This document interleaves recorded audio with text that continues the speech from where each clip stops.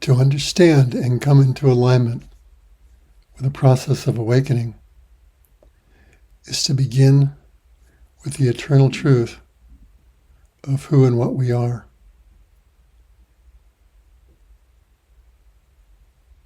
When the disciples asked Jesus how they would know the end of the world, he told them, when you know the beginning, you will know the end. The end of the journey is simply returning to the beginning, to what always was. We are made in the image and similitude of the Source, Creator, the one God, the all that is. That omniscient, omnipotent, and omnipresent beingness is all that is all powerful, is all loving, and all that is contained within its beingness. We are but holographic fractals of that. We are drops in the ocean of God, and the ocean of God in the drop of our being. That is eternal, unchanging. Awakening is ultimately coming back to the remembrance of what has always been, the truth of what we are. In truth, there is nothing to fix or change about ourselves. That is a grand illusion. What has occurred is simply an hypnosis, an amnesia. We have simply fallen asleep to what is always already the case of what we are.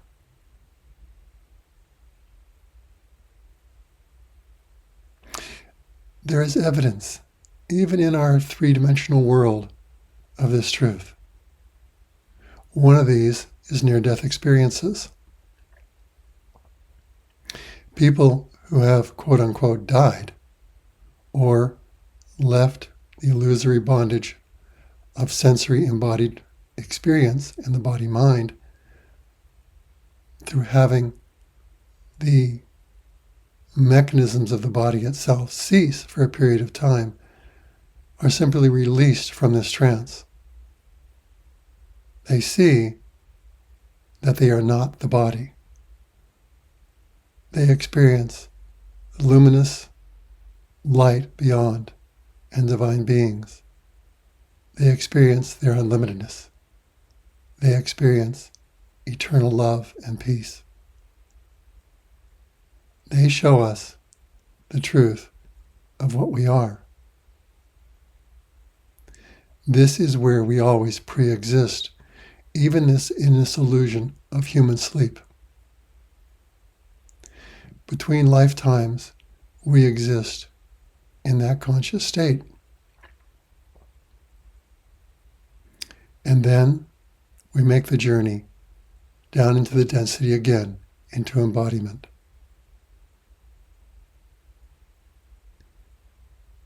When consciousness is projected into the womb and attached to a fetus, it immediately goes through the veils of separation that are encompassing this third-dimensional earth.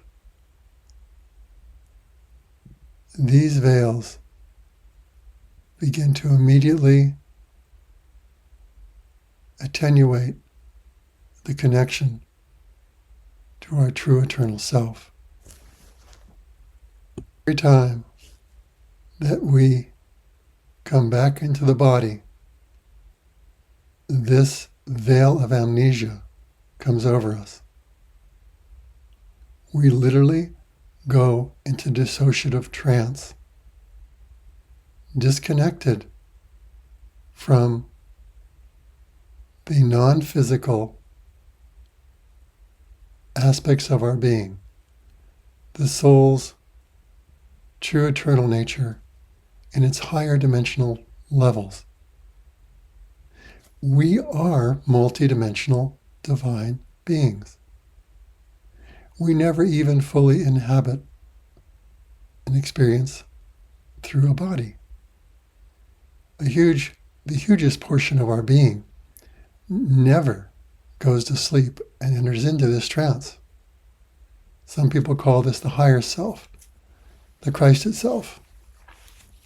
And even beyond that, our union with the source, or our monad, or I am present self. All these are always there, existing just above the clouds of this amnesia, like the sun that always is shining. Even on the darkest rainy days, it still is there, just veiled from our conscious awareness.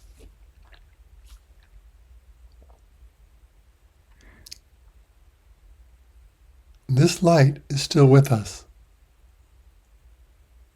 when we first come into embodiment. And we see it in the eyes of babies, just their luminous presence, the light that comes through them, the joy and happiness. This is a still remembrance of what they were before they fell asleep. I wonder why babies cry so often. And certainly it is because they have unfulfilled human needs and certain pain and the kind of innate human suffering that we experience when we're hungry or too hot or too cold or have bodily pains. But the greater pain and suffering is that of the loss of something so dear and precious, that this anguish is overwhelming for a soul going to sleep in the human experience. That precious divinity that is our true nature is everything. And as a baby, we go to sleep to this gradually. And the loss of this is overwhelming anguish and suffering. Most human beings are completely unaware of this. It is one of the last levels of awakening that we encounter in the journey, to find this veil of separation and the incredibly intense existential pain of being disconnected in consciousness from what we truly are.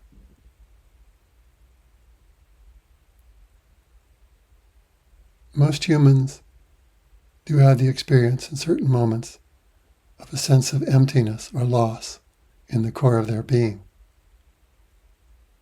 A sense of something is missing, something so more is possible. We all experience that. What this is an intuitive remembrance of that radiant, luminous, infinite loving, vast beingness that we are, that we've simply gone to sleep to, going in again to a dissociative trance.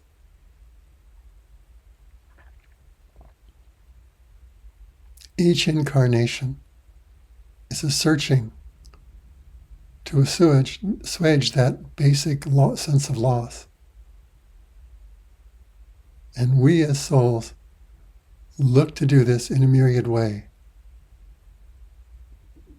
We always seek in the outer world to fill that hole in the core of our being, thinking that the next experience we may get here will fill that hole. We look for money, for fame, for career, for a relationship, for an infinite number of things that we think will fill that hole. But all we were doing is projecting onto something on this third dimensional material plane the possibility of that remembrance. And that possibility lights a small spark of our divinity as we think moving towards it will give us what we seek. And the projection of that lost divinity onto some object or person or situation in three-dimensional time and space gives us a brief moment of the sense of fulfillment when we obtain it.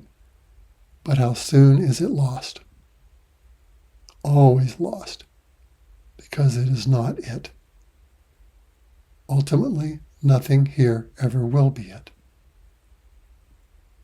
But the soul's journey is to explore all these possibilities until it comes to this realization.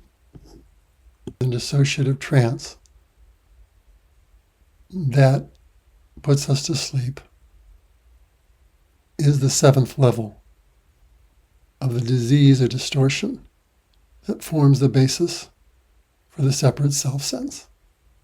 It's related to the crown chakra and the outermost levels of our aura. Go beyond this. We're in a double bind in our sleeping state. To be unconscious simply means that we are unconscious of what we are. And when we are unconscious, the very presence of unconsciousness is the issue. When we're dissociated and in trance, we're asleep. So we're caught in a double bind of not seeing the way out because of our sleep. And ultimately, this is where we come to in the journey, to realize that we can't awaken ourselves. When we're asleep, we're asleep. And something that is awake must bring us back to our awakened state. When we finally realize this, we're on the brink of the greatest breakthrough we can have in the journey, and that is to avail ourselves to transcending grace.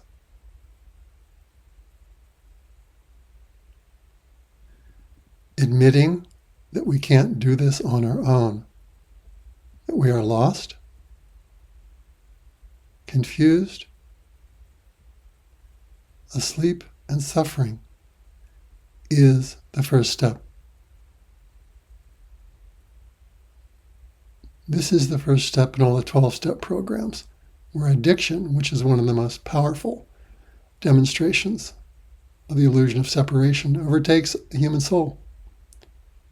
Admitting we are powerless over this condition and giving ourselves over to a higher power to lift us out of this state is the key. We are always already what we seek beyond this veil of illusion. And our higher levels of self, our oversoul and divine I am presence levels of self and the source, which are all one, are always waiting for us to turn upward and surrender ourselves so that we may be lifted through grace. It is important that each one of us as a soul comes into embodiment, explores physicality in this domain, so it can bring its conscious being here. Slowly but surely over many lifetimes it does that until it comes to the point where it's time to return home. We've involuted into matter, and now it's time to evolve back out. That is the process that's happening on Earth right now.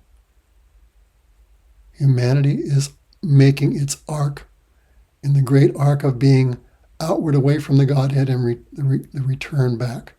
We are making the turn back. We are entering into a chrysalis process as a species whereby we are going to dissolve all these illusions and begin our journey back home. You, listening to this as an imaginal cell in the caterpillar physical body human, are among the first to make that return home. Turning back to the light is key. Admitting that we don't know how to find our way home, that we are powerless to do so on our own, is the first step. And that allows us to surrender, to let go of all separate will, of all ego, and turn ourselves over to God, to the source, to our higher self. And to give our will to it. The higher levels of our being and the source will not interfere with us as souls unless we ask. Our free will is inviolate, and the love of God will never violate our free will.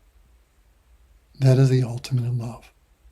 It allows us to explore our journey in any way we want to, until we want its help and assistance. But when we do, and when we give our will to God, then portals of grace unimagined open. The divine descends and begins to lead us back home, to break through the veils of amnesia, to strip away all the illusory, limiting beliefs, stultifying, soul-destroying judgments, false identities, all the illusions, fantasies and dreams we hold about ourselves and our world. It knows exactly how to strip them away. But it all starts with that incredible act of surrendering ourselves, body, mind, heart, and spirit, to God, to the One, and saying, "Thy will be done. Lead me home. I am yours." In truth, this is the only prayer or consecration we need remember. God, not my will, but thy will.